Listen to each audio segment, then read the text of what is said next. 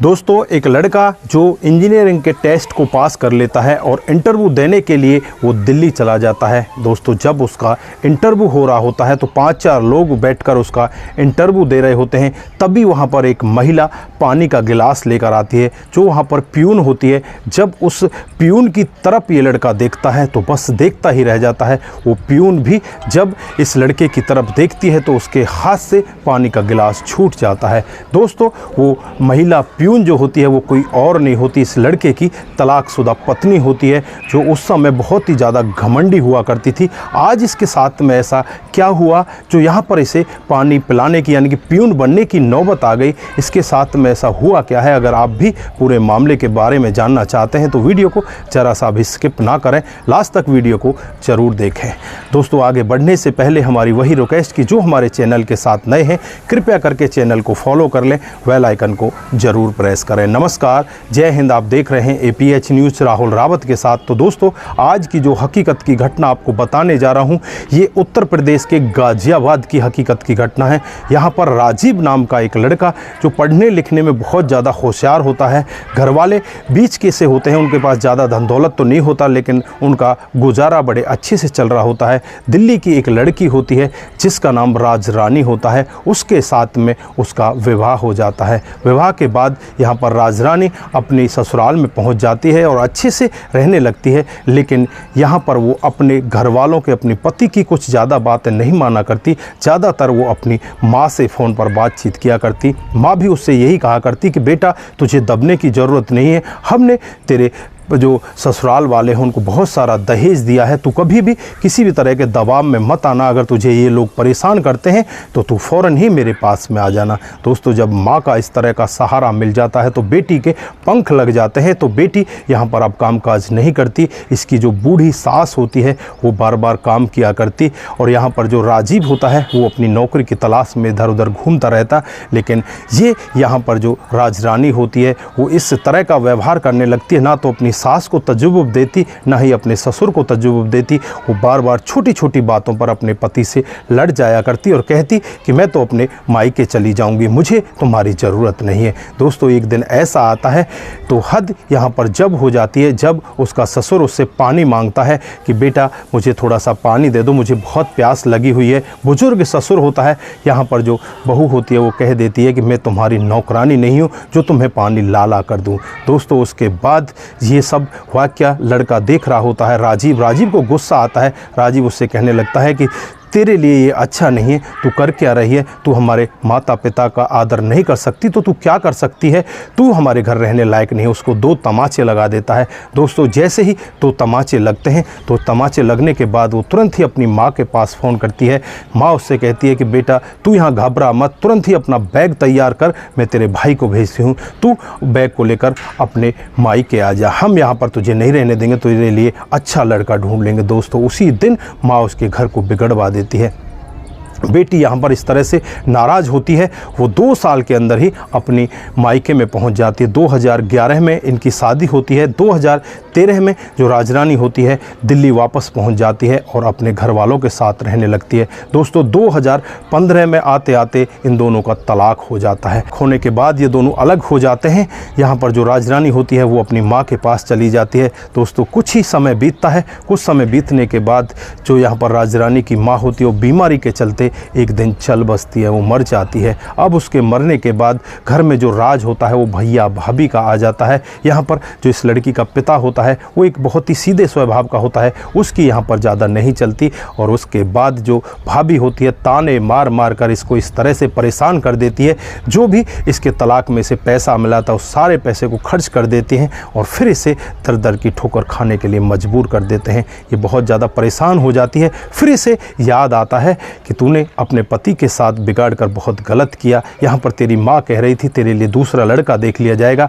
फिर भैया भाभी उसके लिए एक लड़का देखते हैं। उस लड़के को देखकर ये टूट जाती है। उस लड़के की उम्र 49 साल होती है। दोस्तों, वो लड़का नहीं, आधी उम्र से भी ज़्यादा का व्यक्ति होता है। ऐसी उम्र के व्यक्ति के साथ उसकी शादी करने वाले होते हैं क्योंकि उससे वो कुछ पैसे ले लेते हैं। यहाँ पर ये लड़की उससे शादी करने से मना कर देती है। तो यहाँ पर जो भैया भाभी होते हैं इसे घर से निकाल निकाल देते हैं। कहते हैं कि तू यहाँ से चली जा, हमें तुझे अपने घर में नहीं रखना। दोस्तों यहाँ पर ये इतनी ज़्यादा परेशान हो जाती है, परेशान होकर ही जाए तो कहाँ जाए, अपने पति के घर भी नहीं जा सकती क्योंकि उसके साथ इसका तलाक हो चुका होता है। अब इसका कोई भी जगह पर ठिकाना नहीं होता। फिर ये अपनी सहेली के पास फ़ोन करती है और उससे कहने लगती है कि बहन इस तरह से मैं बहुत ज़्यादा परेशान हूँ, मैं जाऊँ तो कहाँ जाऊँ, मेरा कोई ठिकाना नहीं है। वो कहती है कि तू मेरे पास आ जा, मैं तुझे नौकरी दिलाती हूँ। दोस्तों फिर इसे एक नौकरी दिलाई जाती है। नौकरी भी इसे पियून की मिलती है क्योंकि ये इतनी ज़्यादा पढ़ी लिखी तो नहीं होती, पैसे का गुरूर बहुत ज़्यादा होता है और ये फिर वहाँ पर पियून की नौकरी करने लगती है, अपना गुजारा धीरे धीरे करने लगती है। दोस्तों अब यहाँ पर राजीव जब इंटरव्यू देने के लिए आता है तो उस इंटरव्यू में जो लोग इसका इंटरव्यू ले रहे थे वहाँ पर ये राजरानी पानी पिलाने के लिए आती है तो राजीव को देखकर जो ट्रे होती है इसके हाथ से छूट जाती है। वहाँ पर बैठे लोग इससे कहने लगते हैं कि क्या पागल हो गई है, तेरा दिमाग ख़राब हो गया है, तू ढंग से काम नहीं कर सकती। दोस्तों उसके बाद जब राजीव का इंटरव्यू हो जाता है, इंटरव्यू में राजीव पास हो जाता है, उसके बाद जब इससे बाहर जाकर मिलता है तो राजरानी राजीव के सामने हाथ जोड़ने लगती है और हाथ जोड़कर अपनी गलती का एहसास करने लगती है। कहती है कि मुझसे बहुत बड़ी गलती हो गई, मैंने आपको छोड़ दिया, आप मुझे कृपया करके माफ़ कर दें। अगर आपने मुझे माफ़ नहीं किया तो मैं इसी तरह से ऐसे ही मरती रहूँगी। मेरे अंदर बहुत ज़्यादा गुरूर पैदा हो गया था जिसकी वजह से मैं आपके इतने अच्छे घर को छोड़कर आ गई, माता पिता को छोड़कर आ गई, जबकि माता पिता मुझसे बहुत प्यार करते थे।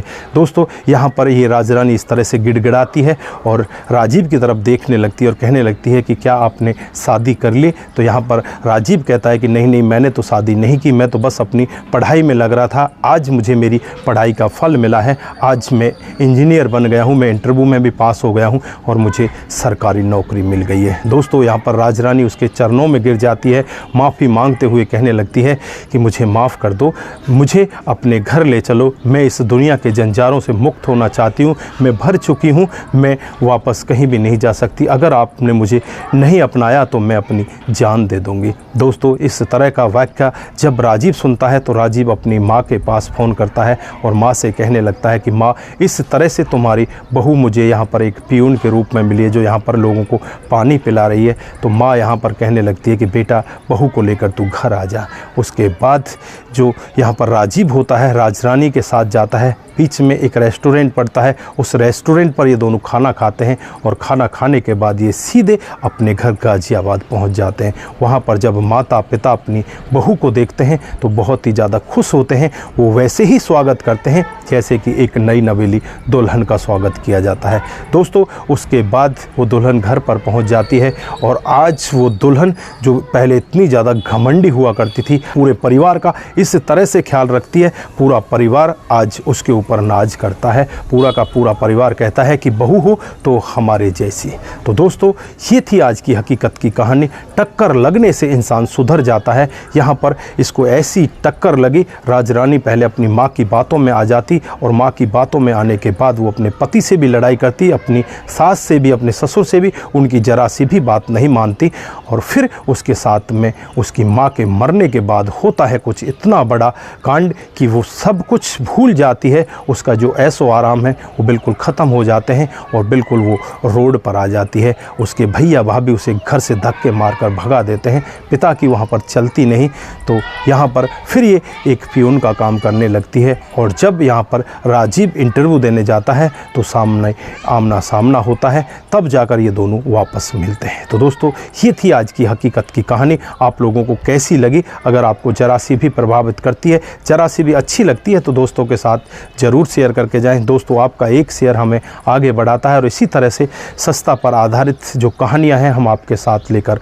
हाजिर होते रहेंगे। दोस्तों अपना अपने परिवार का विशेष ध्यान रखें, रिश्तों की अहमियत को समझें, छोटी छोटी बातों पर अपने रिश्तों को ना बिगाड़ें। दोस्तों उन लोगों को ये कहानी ज़्यादा सुननी चाहिए जो लोग इस कगार पर खड़े हुए हैं, उनके रिश्ते बिगड़ने वाले हैं, वो अपने रिश्तों को इस कहानी को सुनकर ज़रूर बचाएं और अपने दोस्तों के साथ भी ज़रूर साझा करें। नमस्कार, जय हिंद,